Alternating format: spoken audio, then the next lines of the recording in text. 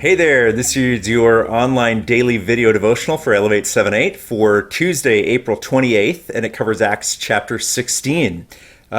Somebody asked me a question about these devotionals. One of you asked me, Mark, how come you're always wearing a blue shirt in this thing? And my response was, well, I just have a lot of blue t-shirts, and I can't wear green shirts because the graphic you see behind me is on a green screen. So if I had a same color shirt, the graphic would completely cover my body. So that was my answer. I just own a lot of blue t-shirts.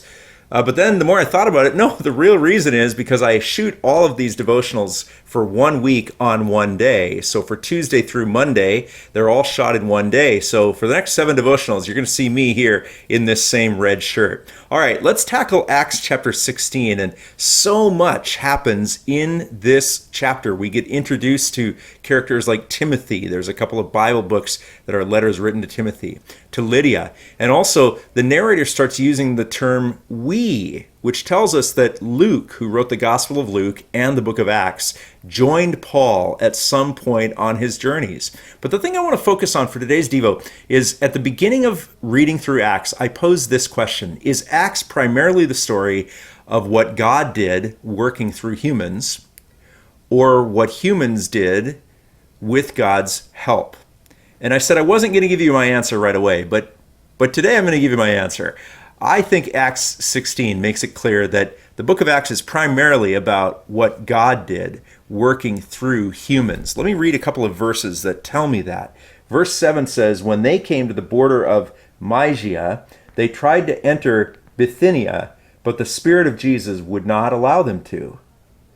And later in verse 9, during the night, Paul had a vision of a man of Macedonia standing and begging him, come over to Macedonia and help us. So see, there were certain places God wanted them to go. There were certain places God wasn't allowing them to go.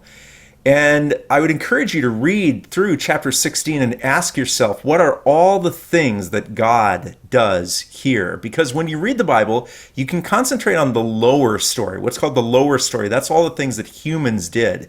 And because the Bible was written by human authors at God's inspiration, it records the activities primarily of humans. Sometimes we get a glimpse and a view of what God is seeing, but not all the time. So that's called the upper view, which is, if you could write this story from God's perspective, it might go like this. God says, okay, this thing that happened with Jesus in Israel, I want the news to go out to all the world. And so who can I use to do that? And in this case, he doesn't allow them to go one place, but he causes and allows them to go to a different place.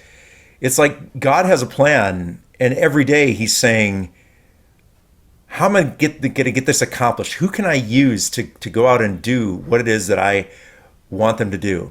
And maybe God is thinking the same way today. And he's looking for faithful people just like you to do the things that God needs to be done. That's Acts chapter 16. Read through Acts 17 for tomorrow. We'll see you here Wednesday.